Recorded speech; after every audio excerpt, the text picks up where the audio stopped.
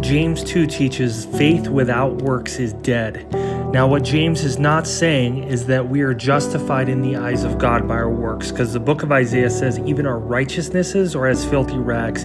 Here's the context, which is so important that so many people miss. It says here in verse 18 of James 2, yea, a man may say. So what James is teaching here, in man's eyes, in the perspective of man, we are saved by not just our faith, but also our works.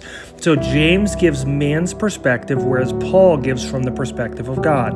And we see this in Romans 3:20, therefore by the deeds of the law there shall no flesh be justified in whose sight? In his, speaking of God, in God's sight, for by the law is the knowledge of sin. We also see in chapter 4, for if Abraham were justified by works, he hath whereof to glory, but not before God. So he does have something to glory, but in the eyes of man, not God.